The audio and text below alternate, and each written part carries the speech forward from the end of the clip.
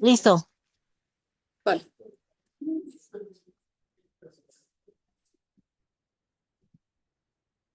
Muy buenas tardes, bienvenidos a todas y todas. Es un gusto tener la oportunidad de estar aquí nuevamente en la Feria del Libro de Bogotá para compartir las experiencias de la Universidad Nacional, en este caso particular del equipo de la Dirección Nacional de Bibliotecas que dirige y apoya las revistas científicas de la Universidad Nacional de Colombia. En esta ocasión queremos compartirles.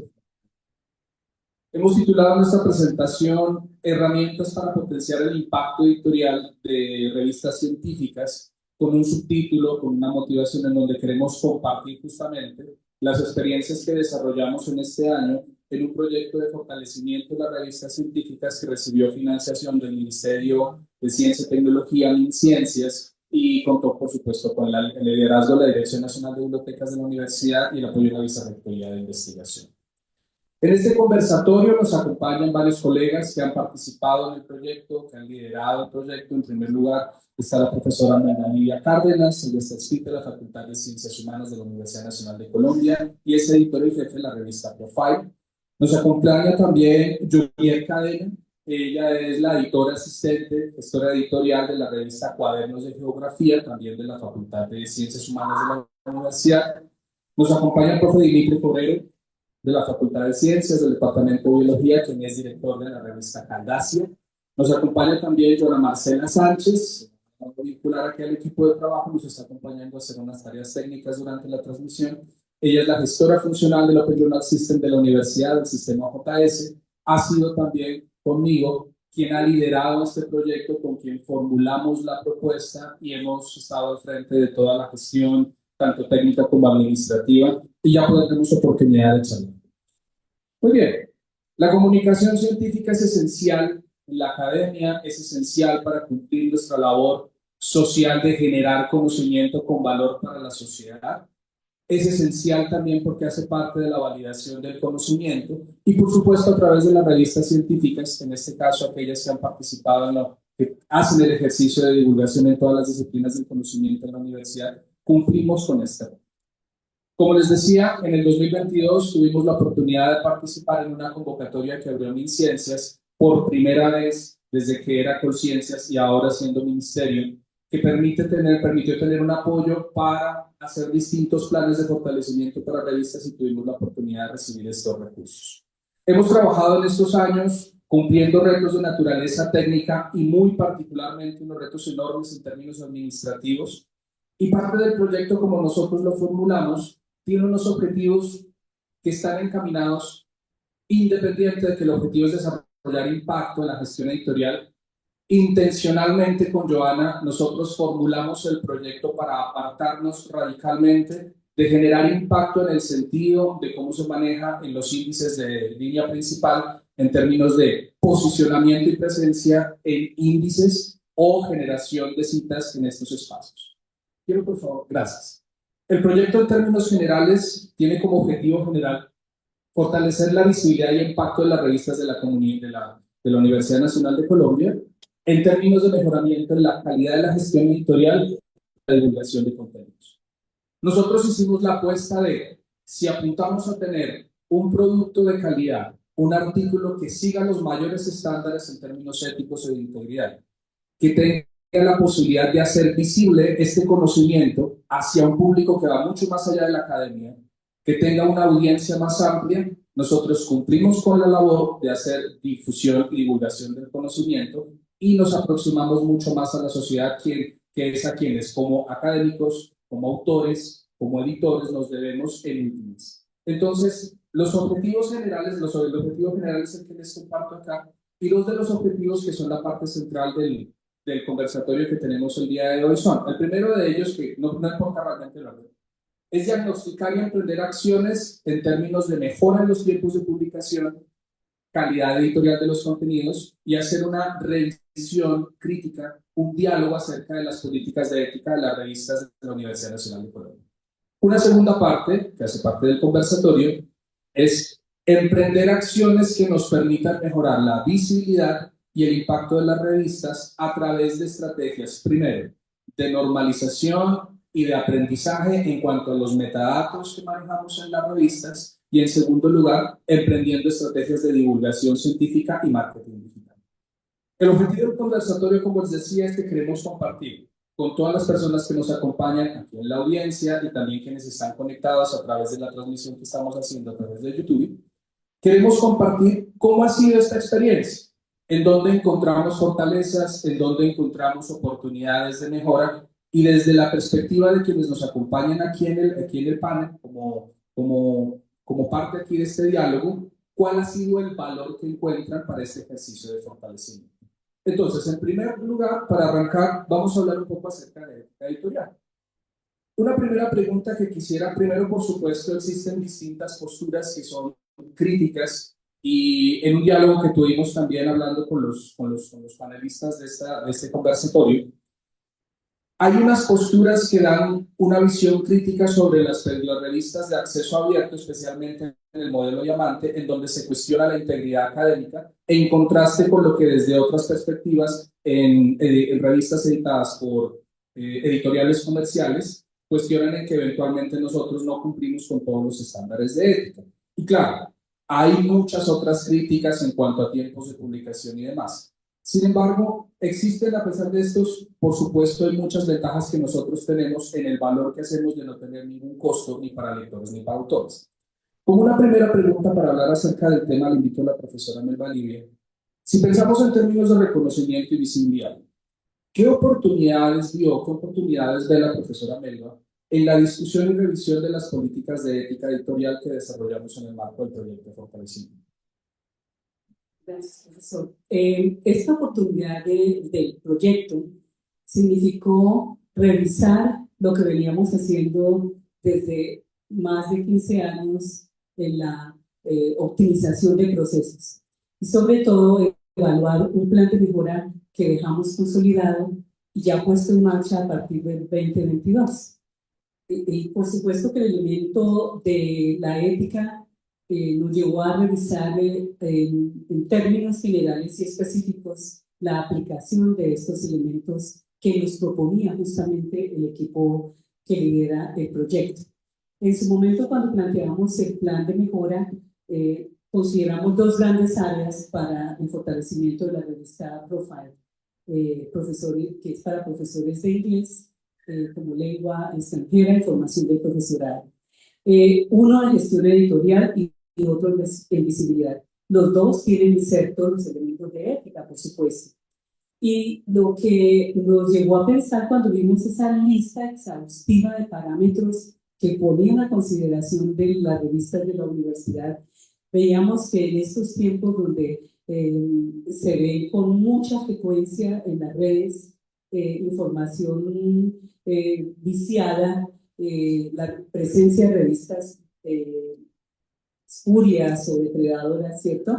Era importante mirar en qué medida nosotros podríamos dar un mensaje mucho más fuerte a nuestros actores en la comunidad en general en torno a la rigurosidad en nuestros procesos y a cómo nosotros aseguramos y buscamos mantener una comunicación científica eficaz y confiable y contar, por supuesto, con mecanismos de auditoría y de autoevaluación en nuestra revista. Surgen, por supuesto, desafíos éticos. Nosotros ya habíamos considerado, por ejemplo, los elementos de inteligencia artificial y habíamos incorporado algunos elementos en nuestras políticas que constantemente vamos actualizando. Y creo que el proyecto nos ha hecho pensar mucho más respecto a otros asuntos que requieren contar con lineamientos mucho más detallados y más exhaustivos, si se quiere, de tal manera que se comuniquen de forma asertiva, particularmente a los autores interesados en participar en la revista. Y esto ha hecho que hiciéramos una tarea de contraste entre lo que teníamos considerado, publicado ya en la revista, en su página, y los elementos que podríamos aclarar, fortalecer y algunos puntos también para incluir. Entre esos elementos, por ejemplo, nosotros no habíamos considerado la constitución de un comité de ética, porque lo dábamos por sentado que el hecho de cumplir algunos procesos ya estaría claro para la audiencia, pero el mismo proyecto nos ha hecho pensar que esos elementos son importantes.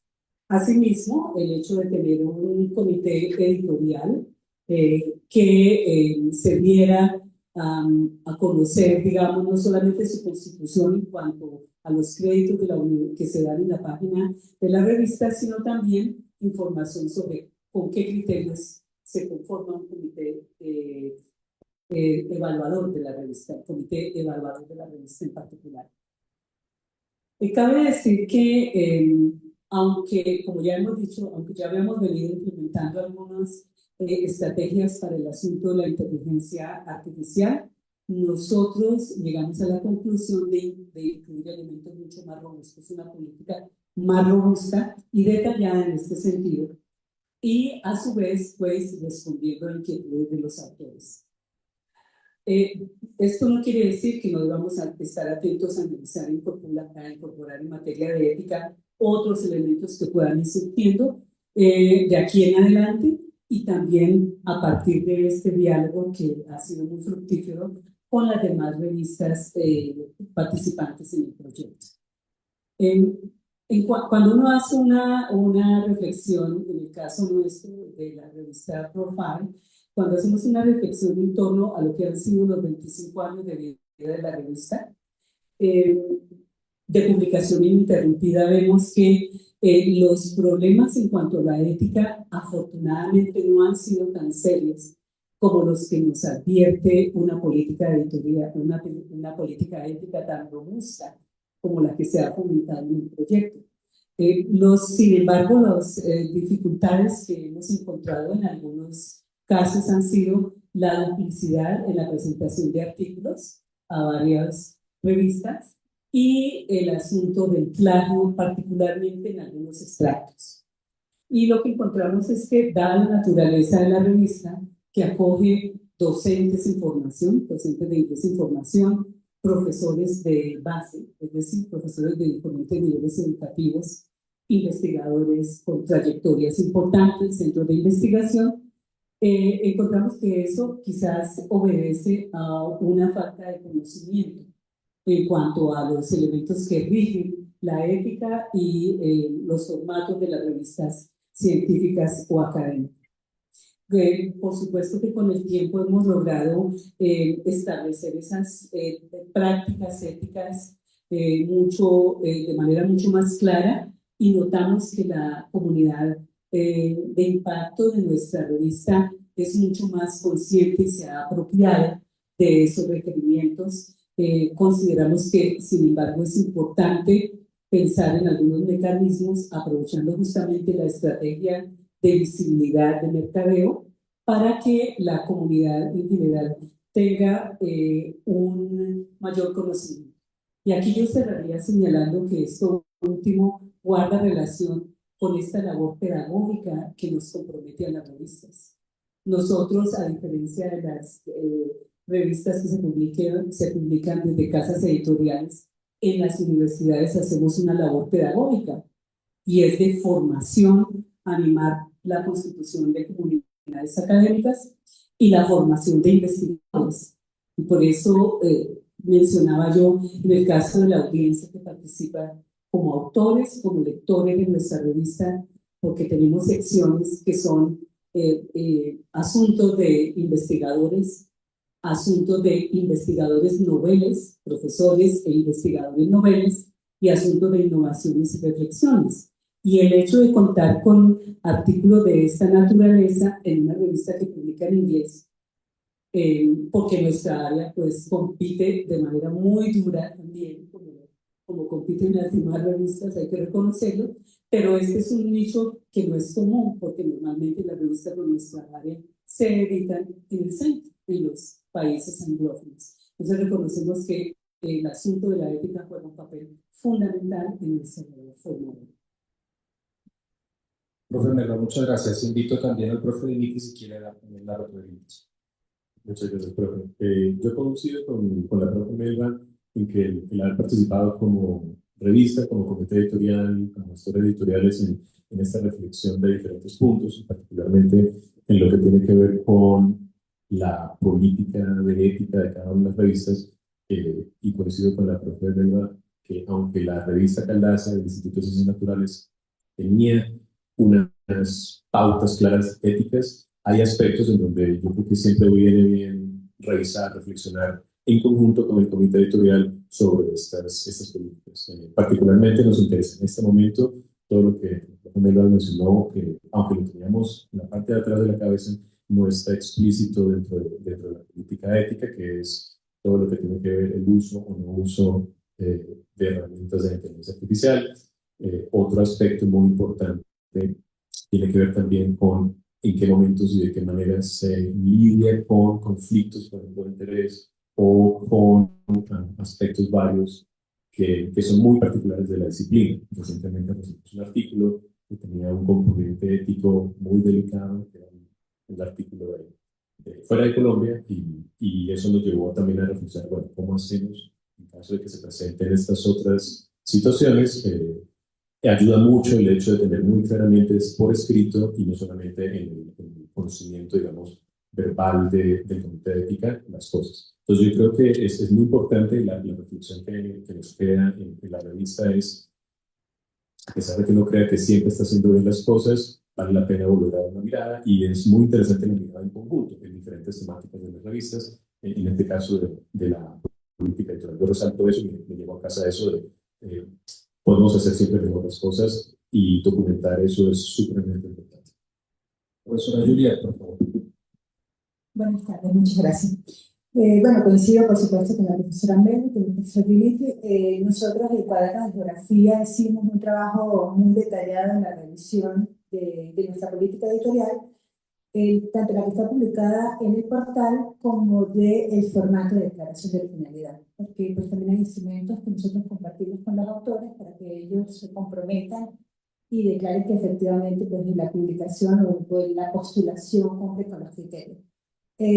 Fue muy rico a la hora de hacer esta revisión porque nos dimos la tarea de contrastar lo que teníamos nosotros publicado con las directrices de la COPE. Entonces allí empezamos como a identificar que bueno, la revista pues cumple con los criterios, pero en algunos apartados sentíamos que no era suficientemente claro.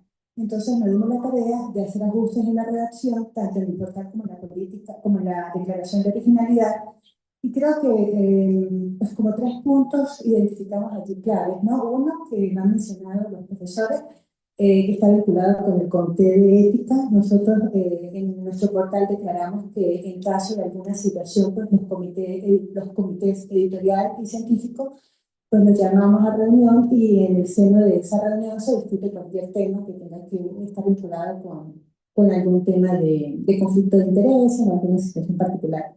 Sin embargo, caímos en cuenta que es posible, de hecho tenemos un comité pronto, es posible que en el seno de estos comités discutamos ya la conformación de un comité de ética propiamente tal, que tenga unas funciones y unos compromisos a la hora de presentarse una situación, porque también tenemos que reconocer que no es fácil convocar a los comités. Entonces creo que es importante que en el seno de ellos pues tengamos ya unas funciones mucho más específicas. Eso como primer punto. El segundo, aparte de la redacción de algunos apartados que las reformulamos, también revisamos pues, un poco el tiempo que nosotros estábamos tomando en cuenta para la revisión de nuestra política de ética y también de la renovación de los comités de ética, perdón, editorial y científico. En este punto nosotros hicimos una revisión de estos comités, evaluando los integrantes, cuánto tiempo tenían allí, sus participaciones y funciones, e hicimos una actualización. Esta actualización verificamos que cumpliéramos con los criterios de cobertura geográfica, también cobertura temática y un equilibrio en cuanto a género. Entonces también fue bastante productivo, hemos recibido bastante, digamos, feedback por parte de los nuevos miembros y bueno, eso nos tiene muy emocionados porque siempre estamos conformando equipos que están dispuestos a trabajar. Bueno, creo que eso en particular es como la revisión que hemos hecho y ha sido muy provechosa. Muchas gracias. Invito a quienes nos acompañan aquí presencialmente en la sala, así como también a las personas que pueden estar conectadas escuchándonos. Si tienen preguntas, por favor, escríbanlas, tengan listas, vamos a dejar espacio al final para poder charlar sobre el tema.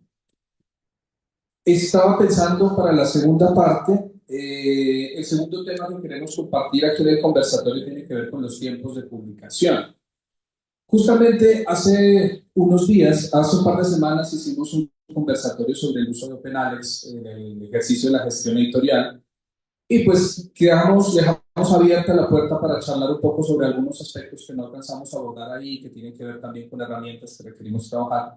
Y justamente hace una semana se publicó un artículo que complementa la información que requerimos y que vamos a utilizar aquí con Joana para hacer una charla con las revistas acerca de cómo usar OpenAlex en la gestión editorial. Y la duda que teníamos era qué tanta cobertura había en las referencias, qué tanta cobertura había en las citas. Y hay una publicación que salió justo hace una semana.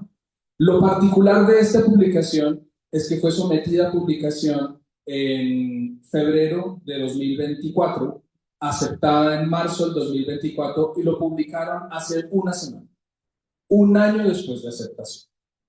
El tiempo de publicación no es solamente un tema sensible para las revistas que trabajamos en acceso abierto, en modelo diamante, por muchas dificultades que en ocasiones están asociadas a financiación, a disponibilidad o rotación de los equipos de trabajo. Es un problema de la publicación en general, sea que manejemos editoriales comerciales o no, que tengan o no este tipo de prácticas. Y claro, el tiempo de publicación es esencial en términos de facilitarle a los lectores, a la comunidad, tener acceso oportuno, pertinente y valioso para esta información.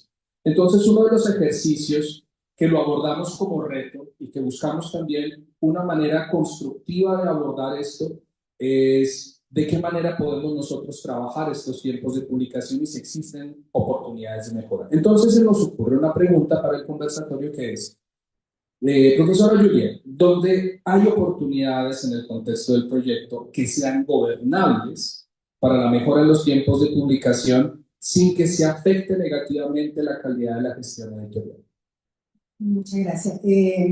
Sí, bueno, creo que este es un reto bastante grande para nosotros en la revista y casualmente ha coincidido con un cambio también del equipo editorial.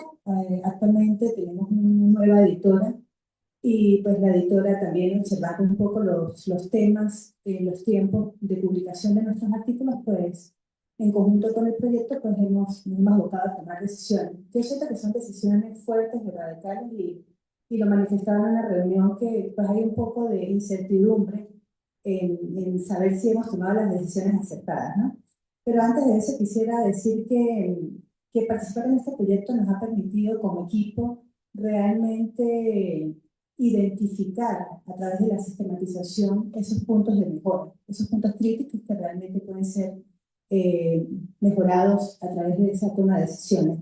Y reflexionando un poco, siento que como equipos editoriales nosotros sabemos en la cotidianidad nuestros problemas, nuestras dificultades, nuestros desafíos, pero es muy distinto cuando se sistematiza la información. Entonces, ese trabajo que ha hecho la Dirección Nacional de Bibliotecas a través del proyecto nos ha permitido ver unas gráficas que nos compartieron y nos mostraron, donde realmente nos damos cuenta de dónde están las mayores dificultades.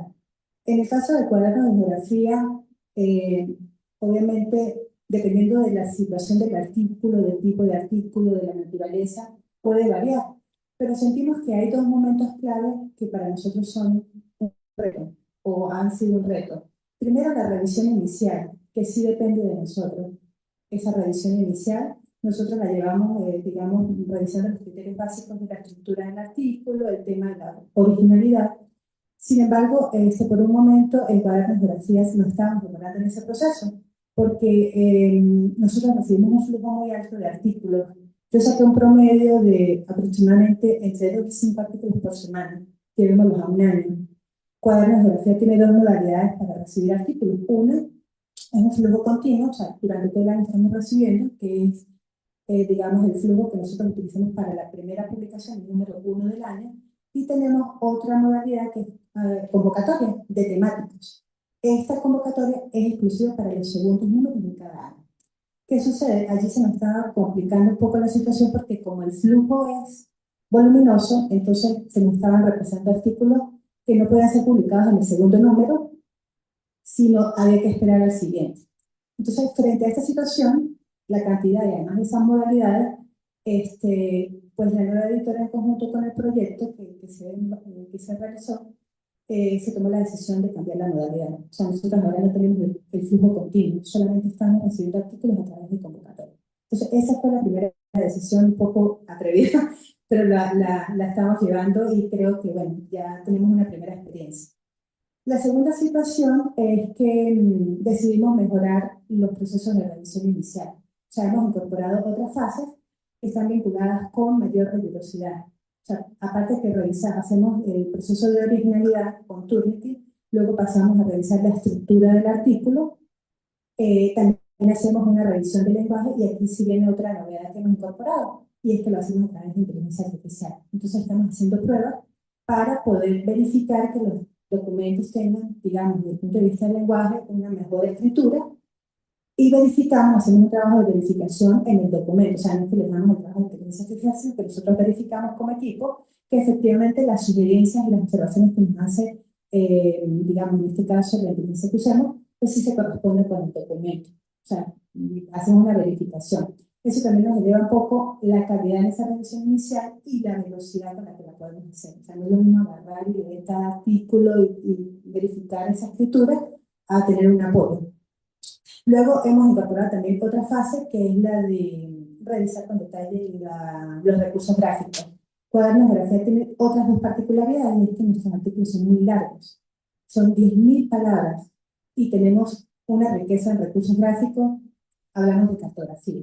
Hay artículos que traen mínimo 2 mapas, otros traen hasta 9 y hemos encontrado hasta 10 mapas por artículo. Entonces, la revisión de esta cartografía, la adecuación de esta cartografía nos consume mucho tiempo. Entonces, en esta fase estamos implementando una matriz de mejoramiento de los criterios cartográficos para los autores de manera tal que nos lleguen con mayor calidad. Y eso nos va a reducir los tiempos, porque ya hemos establecido que para la adecuación de los artículos aceptados por números se puede durar un mes en el proceso de adecuación de figuras, porque nosotros las adecuamos, a diferencia de otras revistas geográficas. Eso acorta también los tiempos, no solamente de la que mejoramos los tiempos en revisión inicial, pero eso va a repercutir en una mejora en los artículos que van a llegar a manos de los pares, que es otro proceso duro. Conseguir pares, y además ellos se sienten saturados porque a veces pues, son muchos artículos. Y tenemos una comunidad reducida, en este caso en geografía, y además que cumplan los criterios que las investigadoras nos exigen, ¿no? Entonces, esa es otra medida que hemos tomado aquí.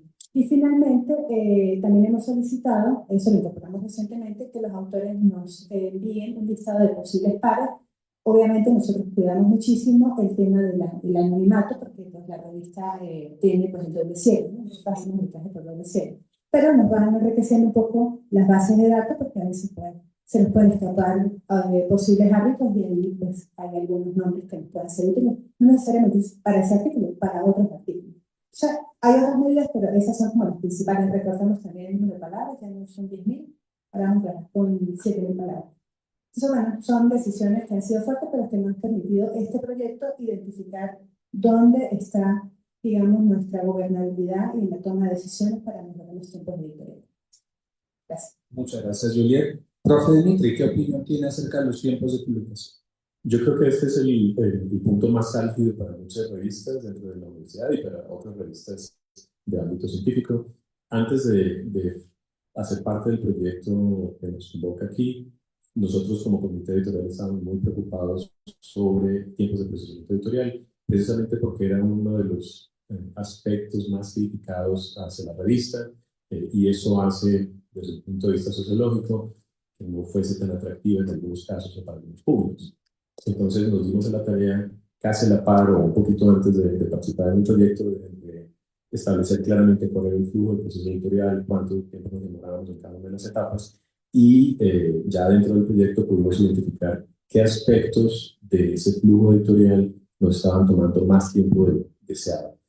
Hay cosas que son gobernables, hay cosas que se escapan de nuestro control, y aquellas que podemos gobernar, podemos controlar, entonces lo hemos estado tratando de ajustar.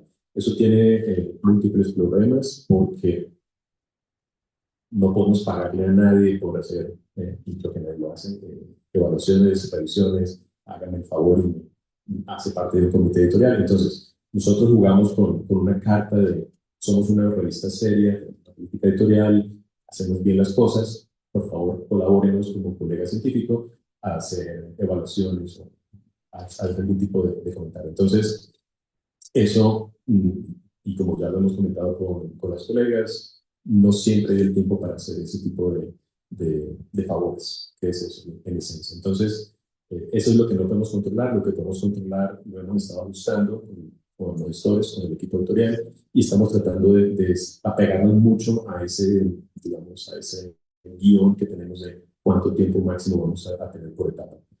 Hace una reflexión interesante, lo hemos, digamos, discutido y reflexionado en el comité editorial, y esperamos que eso siga calando y que podamos ampliar luego estas experiencias a otros aspectos del manejo editorial. Pero ciertamente es crítico y lo aprendido, yo creo que en otras áreas, como lo que vamos a comentar ahora en un momento, impactan directamente sobre tiempos de procesamiento editorial.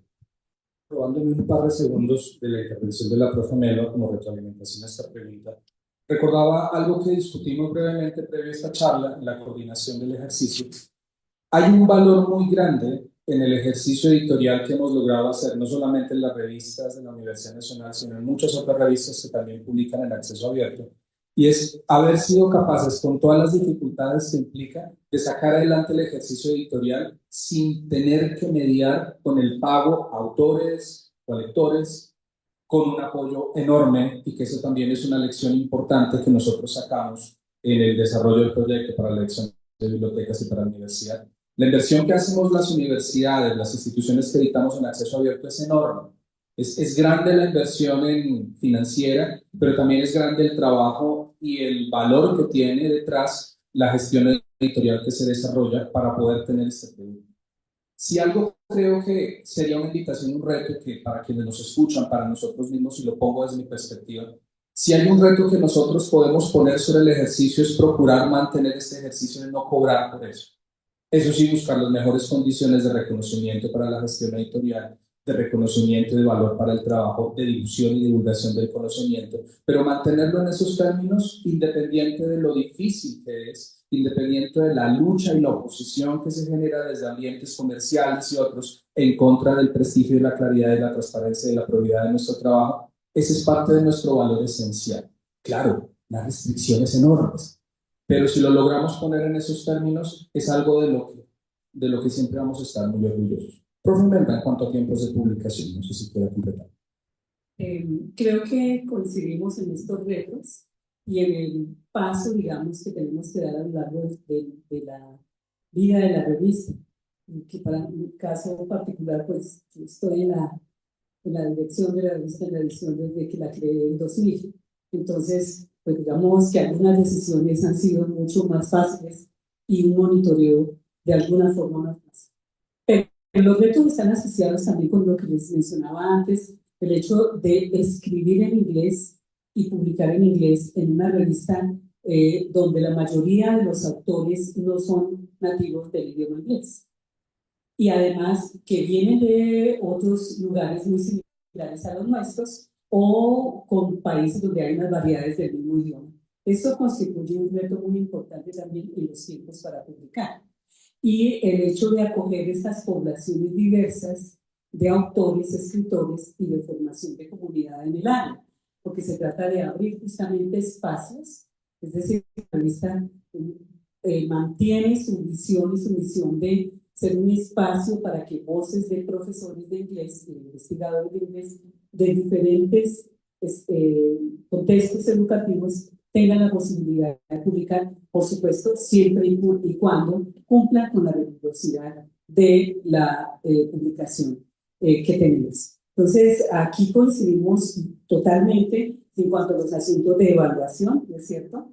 La evaluación inicial con el mismo rigor que se aplica, pero lo que vemos es que también, digamos, hay las dudas y decimos, luego de revisar todos estos elementos que no se ha pasado por Turnitin, que no tiene, digamos, sin entrar a mirar la parte estilística y demás, vemos que en muchas ocasiones los autores con o sin trayectoria presentan artículos que no cumplen con algunos elementos. Y siempre nos preguntamos hasta qué punto, como ocurre en otras revistas del mundo, donde presentamos nuestros escritos, no nos dejan pasar hasta que hayamos completado un elemento, y eso no lo tiene nuestro sistema OJS.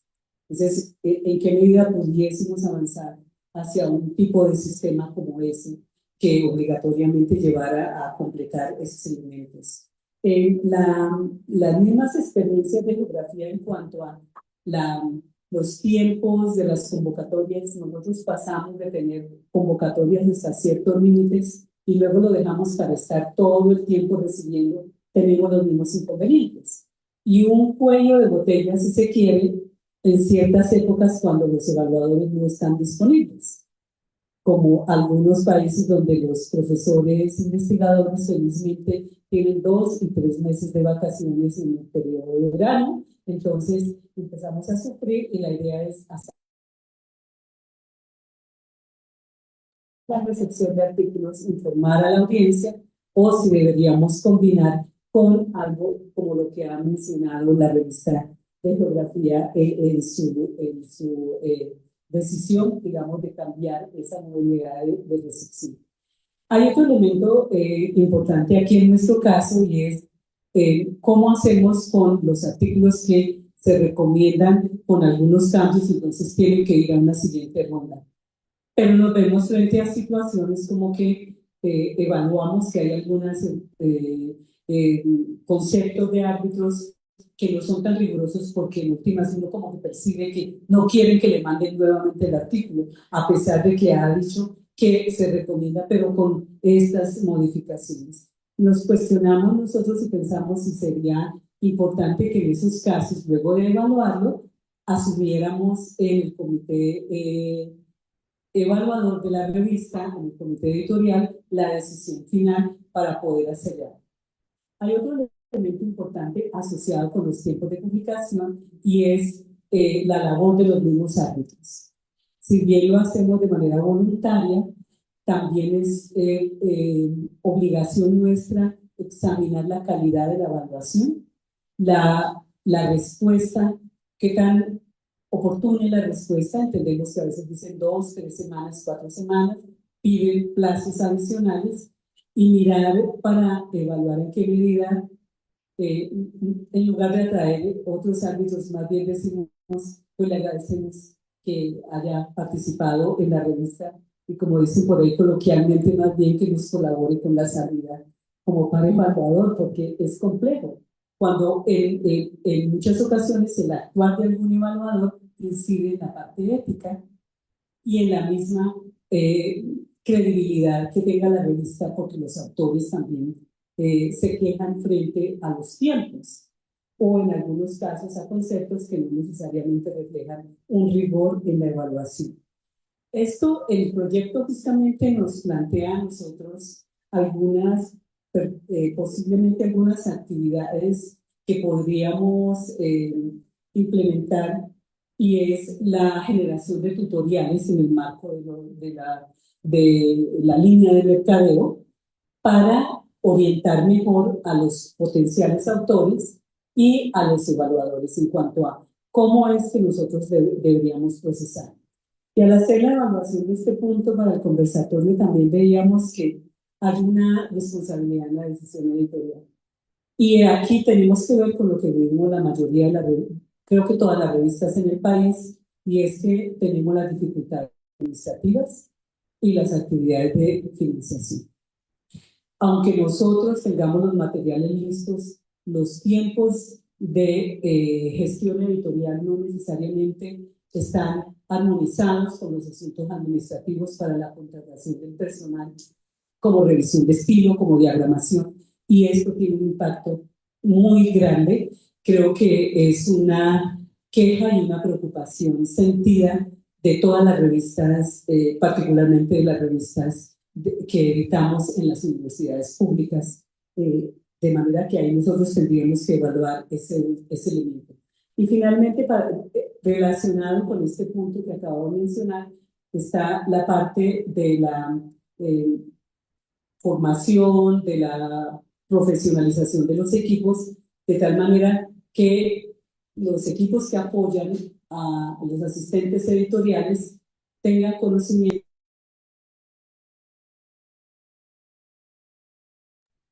Así que si ellos conocen cómo funciona el software de diseño, en nuestro caso particularmente InDesign, ha sido muy útil que el asistente editorial de la revista Profile conozca, tenga acceso a ese diseño, a esa maqueta, porque puede ir ayudando a acelerar el proceso de publicación incorporando los ajustes en el mismo. Creo que este es un elemento que ha sido muy valioso a la par con el acompañamiento de las personas del Centro Editorial de nuestra Facultad de Ciencias Humanas para poder llevar adelante estos procesos editoriales y superar la dificultad de índole administrativo que incide notoriamente en los tiempos de publicación.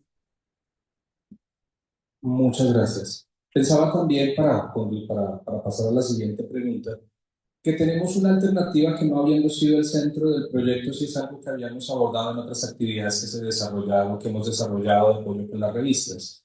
En el 2022 hicimos el PKP Sprint acá en Bogotá y otras versiones. Y uno de los temas que se discutía, que siempre cuando hablamos de publicaciones, uno de los temas sensibles son los modelos de medición, de producción, de calificación.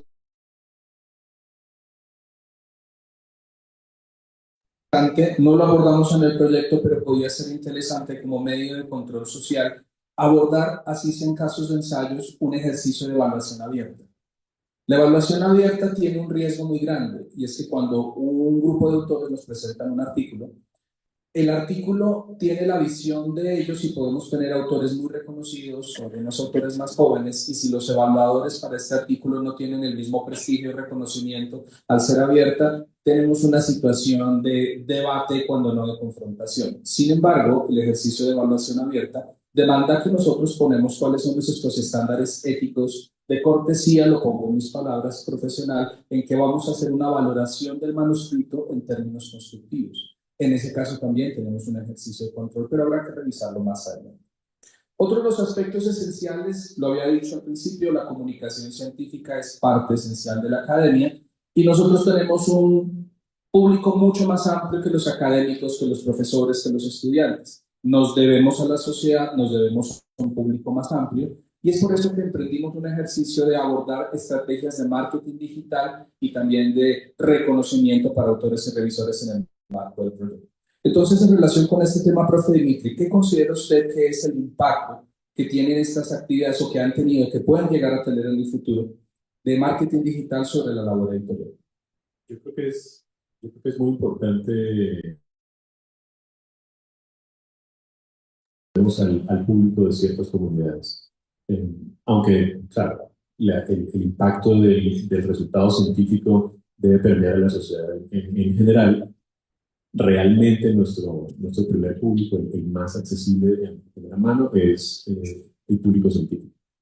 Y una de las reflexiones que hicimos en el marco del proyecto fue por qué, y ya lo había mencionado antes, por qué la revista, muy particularmente esta revista, en ocasiones es tildada de no muy buena o lenta, y a veces las dos cosas van juntas. Entonces, yo creo que tiene que ver con un aspecto de una mayor comunicación, con penetración con todos estos colegas que nos colaboran en la construcción de una revista.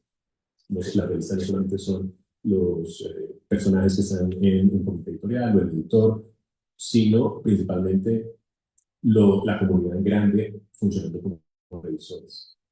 Y hay momentos en donde un revisor simplemente dice, escuché alguna vez de un gestor editorial o de un editor de una revista y nunca más volví a saber nada. Entonces, yo creo que es importante dar públicamente reconocimiento, especialmente a los evaluadores, que es un trabajo que hacemos todos los científicos de manera gratis, de nuestros tiempos extras, ¿no? Eso no está contabilizado generalmente en las horas laborales. Y hacia allá yo creo que el proyecto nos ha dado luces de cuál podría ser el norte para poder hacer ese reconocimiento público de esta tarea, digamos que escondida, si se quiere, del quehacer científico. Eso es un punto muy importante. La otra cosa es que también nos ha permitido diferentes sugerencias dentro del marketing digital, poder reflexionar sobre cómo queremos llegarle a ese público y de qué manera.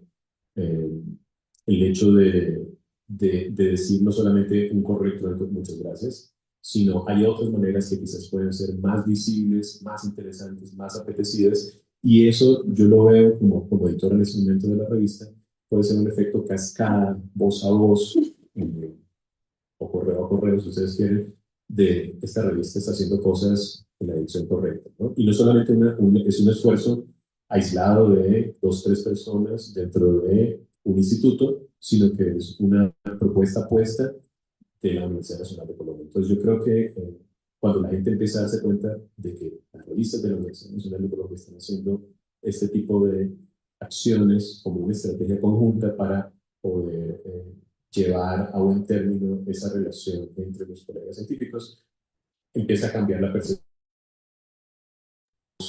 impactar, que es ver estas diferentes, además cada revista le apostó a diferentes estrategias de marketing digital, se van a ver, no inmediatamente, pero se van a ver yo creo que en el mediano plazo de manera muy cimentada. El reto más grande quizás de ahí en adelante es poder eh, continuar, o sea, cómo podemos hacer esto una estrategia sostenible en el largo plazo. Pero vamos a ver cómo nos va con eso.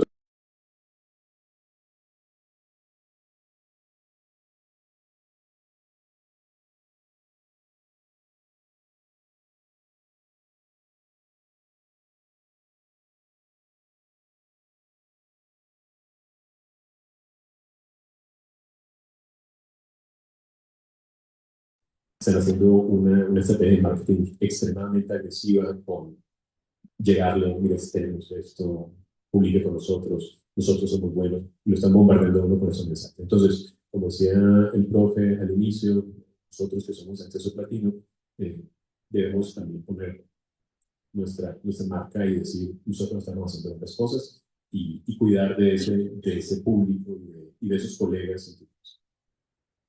Juliana, que nos dio una retroalimentación.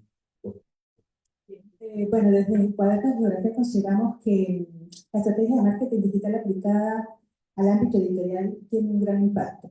Cuadernos desde hace tiempo ha tenido redes sociales, pero sí quiero como confirmar que para los equipos editoriales es muy complicado llevarlas. Yo creo que el primer punto que quiero destacar adicional a lo que ha comentado el profesor Dimitri es que es necesario de equipos de marketing especializados en el centro editorial de nuestra facultad o en las instancias donde corresponden. Segundo, también a partir del proyecto hemos detectado que hay otro modo de comunicar el conocimiento. Efectivamente somos revistas científicas con una rigurosidad, pero también tenemos comunidades que se aproximan a la información y el conocimiento desde otras perspectivas, desde otras, o sea, como a través de cápsulas. Entonces, estas estrategias de marketing de videos cortos, donde los autores, que fue el caso de nosotros lo ubicamos a autores que hicieran presentaciones de sus artículos y que ellas pudiesen en un lapso de 2 minutos expresar las ideas principales de sus artículos, ha causado que la información llegue mucho más rápido a ciertas comunidades, que es lo que queríamos ampliar esa cobertura, por decirlo de esa manera. Entonces, hemos visto cómo los autores nos han escrito diciéndonos como que sí, ellos también tienen la oportunidad de participar y de hacer estos videos cortos para que sean publicados en las redes sociales, porque han descubierto que es una manera también de transmitir ese conocimiento y los resultados de sus investigaciones, que al final es lo que nosotros como investigadores buscamos, transmitir esos resultados y ese conocimiento. No me quiero extender más, profesor Pau, esencialmente son esos dos videos. Yo creo que también, mientras avanzamos ya para la última pregunta del conversatorio, creo que este es un ejercicio que a través del marketing editorial y el reconocimiento que nosotros hacemos autores y lectores, y muy especialmente estos ejercicios de visibilizar para qué es esta investigación que hacemos, que esta investigación que se desarrolla y se publica en las revistas en un lenguaje comprensible para cualquiera. Desde las revistas también contribuimos a hacer amplio, accesible el conocimiento a cualquier persona, que es uno de sus componentes.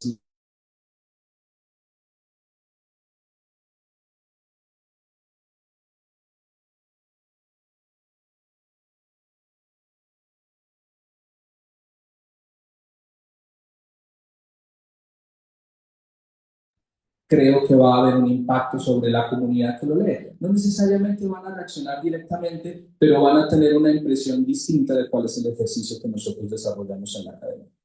Una última pregunta tiene que ver con los metadatos.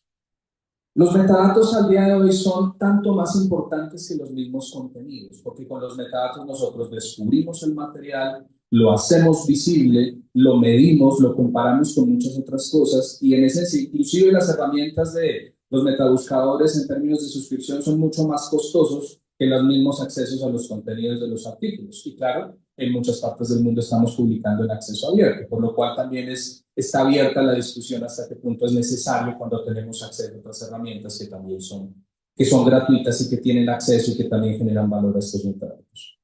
Por supuesto que son importantes, pero claro, siendo parte de la gestión editorial, la calidad de estos metadatos sin duda es esencial y tenemos mucho que aprender al respecto.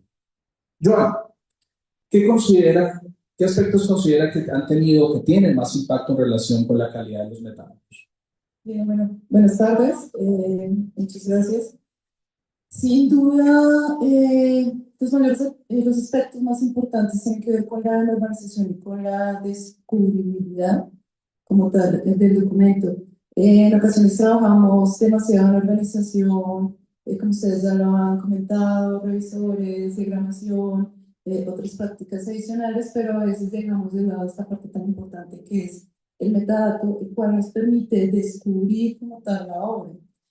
Entonces, este proyecto ha trabajado de una manera muy interesante. Hemos empezado a hacer un diagnóstico de cómo están los metadatos de nuestras revistas. Ahora, quiero hacer aquí un paréntesis rápidamente para aquellos que nos escuchan. Un metadato es un elemento descriptivo que describe, entonces un metadato es el nombre de un autor, es el título del artículo, es una definición como tal, el resumen, entre otros elementos, ¿sí?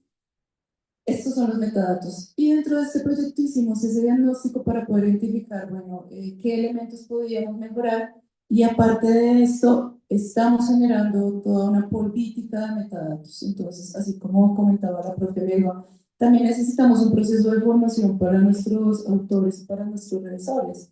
Tenemos que indicarles cuál es la forma correcta de ingresar su nombre, cuál es la forma correcta de ingresar a una institución, porque es importante que un artículo tenga el título en 2 idiomas, ¿sí? Porque es importante que las palabras claves preferiblemente sean identificadas a través de un tesauro, gracias, ¿sí? Porque es tan importante, ¿no? Porque todo esto nos lleva a la descubribilidad del documento como tal y pues finalmente a la normalización que también queremos hacer, ¿sí? Profe Mel. De acuerdo, yo creo que básicamente el gran reto para nosotros es filtrar, evaluar, monitorear la estructuración de la información. Esa uniformidad en la cual ustedes han insistido muchísimo en las charlas, en los mismos documentos, en las tareas que nos han dejado para completar y revisar, esa uniformidad y la normalización de la información. Y en los casos nuestros donde tenemos una participación muy amplia de la comunidad hispanohablante, pues ahí vemos un problema. Yo creo que muchos de nosotros tuvimos también problemas inicialmente en los apellidos. Entonces, entrar a que esto se unifique, claro, el contar ahora con el OSCE, por ejemplo, obliga a que esto se defina de una vez como requisito indispensable. Sin duda, nosotros podríamos aquí también hacer más énfasis en el papel que juegan los resúmenes, además de lo que ha mencionado Joana, en estas palabras clave. El asunto de los resúmenes juega un papel fundamental en la receptividad que estos motores de búsqueda, ¿cierto?, puedan generar en la audiencia. Y lo que encontramos nosotros es que en este propósito de formación de comunidad y de labor pedagógica, brindar ejemplos a los autores ha sido de importancia. Y por eso, por ejemplo, en la página de la revista ubicamos un ejemplo de un resumen donde los autores pueden decir, bueno, estoy cumpliendo con estos elementos, puede guiarme. Y eso ha aliviado un poco el trabajo en la revisión en las etapas finales de la edición de los artículos. Bien, se nos ha pasado el tiempo rápido y eso que seleccionamos solamente eventualmente algunas preguntas. Para dar pie a las preguntas que pudiéramos tener en la audiencia, que los invito a que por favor participen. Quisiera en primer lugar hacer un reconocimiento muy especial a todos los equipos editoriales que participaron en el proyecto, gracias a sus esfuerzos en el día a día de la gestión de las revistas, pero muy particularmente los esfuerzos que nos demandó sacar adelante el proyecto, aprendimos mucho colectivamente. Hay un ejercicio que, por más que nosotros desde la Dirección Nacional hicimos una gestión de los recursos, hicimos la orientación, generamos las fichas, las iniciativas que servían, los documentos de referencia que servían para hacer una reflexión, una invitación para la audiencia que no participó en el proyecto es que una manera de desarrollar el proyecto no es contarle a la gente qué debe hacer, sino sentarnos a charlar, buscar cuáles son las opciones y que cada revista, desde el conocimiento de su comunidad, de su disciplina, de su comunidad epistémica, de la manera en que se desarrollan los textos, tome las decisiones, escoja los instrumentos de marketing, tome las determinaciones de ajuste sobre su política de ética editorial, tome las decisiones sobre los tiempos de publicación dentro de las opciones que estén en su gobierno y que decida hacia dónde quiere llevar las revistas. No hay una manera distinta de hacer este ejercicio porque no gobernamos sobre las decisiones de los equipos y no queremos gobernar sobre las decisiones de los equipos. Son estos equipos, son las revistas quienes conocen a las comunidades y que pueden tomar esas determinaciones sin comprometer la calidad y avanzando hacia decisiones que generan incertidumbre como la que nos comentaba Junior y que las veremos en el tiempo, en ver cuáles son los ejercicios que tienen reconocimiento sobre los pares. Un reconocimiento para todos los equipos, también un agradecimiento y reconocimiento a Joana que hemos liderado este proyecto, que ha tenido la paciencia y la voluntad para sacarlo adelante con todas las dificultades que hemos tenido, pero que es un ejercicio de aprendizaje muy valioso y también un reconocimiento a la Dirección de Bibliotecas de la Vicerrectoría por el apoyo que administrativamente nos ha prestado. Entonces quisiera saber si alguien tiene alguna pregunta que quiera compartir para las personas que nos acompañan aquí en el conversatorio. Tenemos otro micrófono, por favor. Si quieres, antes que termine, más largo. Muchas gracias. Primero, un agradecimiento pues, a todos ustedes por el panel, por transmitirnos esta información. Particularmente a los editores, a las editoras, porque el ejercicio, los que de alguna manera hemos estado cerca, sabemos que es, digamos, lo que no es muy agradecido, por decirlo de alguna manera, ¿cierto? Pero es muy importante. Yo quisiera hacer la siguiente pregunta. Ahora ustedes mencionaban una realidad, por ejemplo, lo de las redes sociales y en general los costos que están asociados, porque son muchos. Una cosa es que no cobremos por publicar y otra cosa es que sea gratis, porque no es gratis. Es costoso, es muy costoso. Dicho esto, si ustedes estuvieran aquí sentada a la ministra de Ciencias, por ejemplo, y le pudieran decir una cosa de cara a la necesidad del fortalecimiento de las revistas de acceso abierto, como las que ustedes manejan, ¿qué le dirían?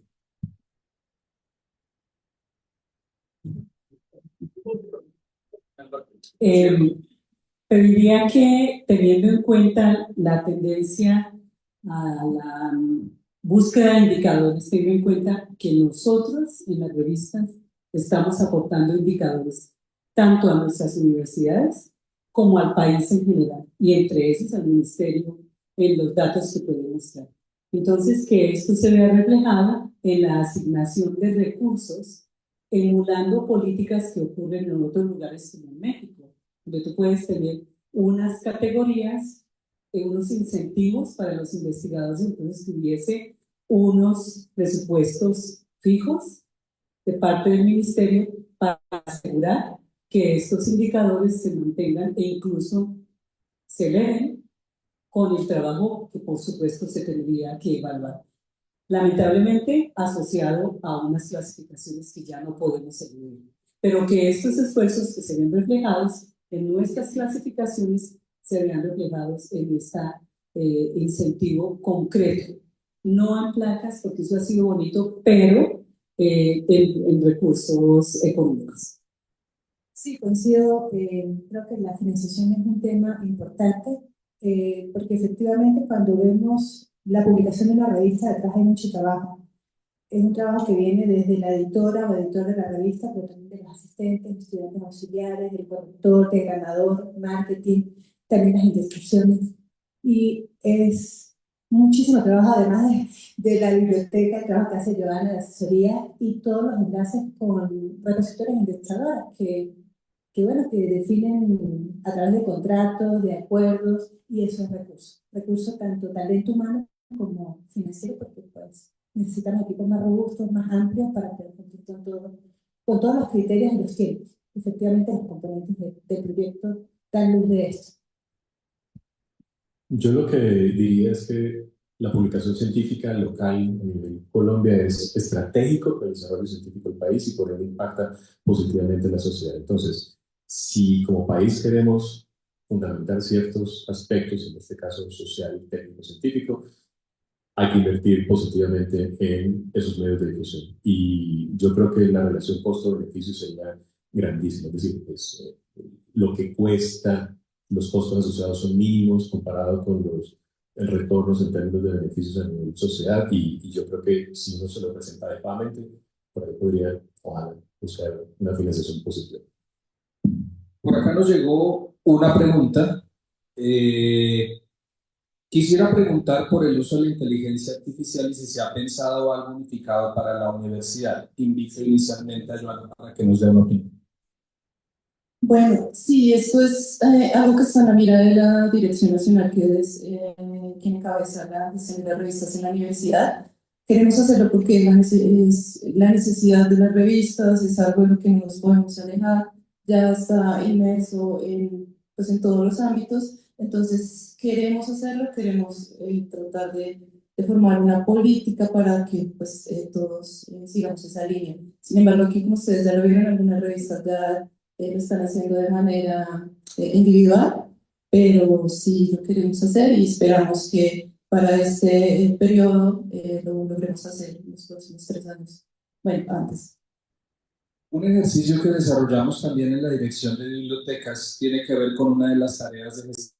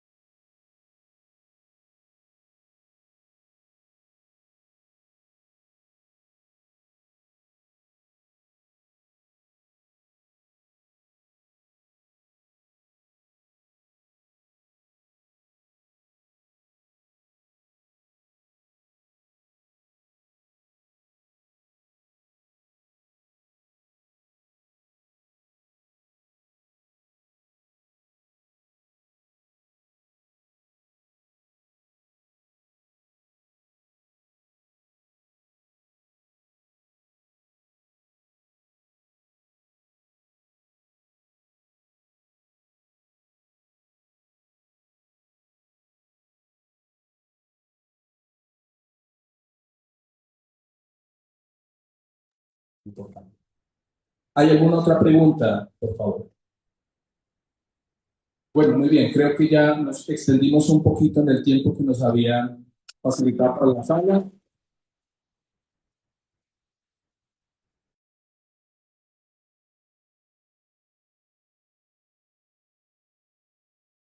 También al equipo de la dirección de biblioteca. Seguimos en contacto, que sigan disfrutando la feria, ha sido un gusto poder compartir con ustedes.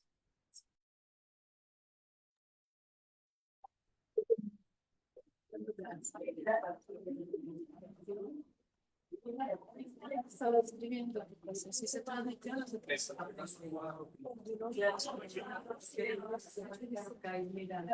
como que no transmiten, no sé por qué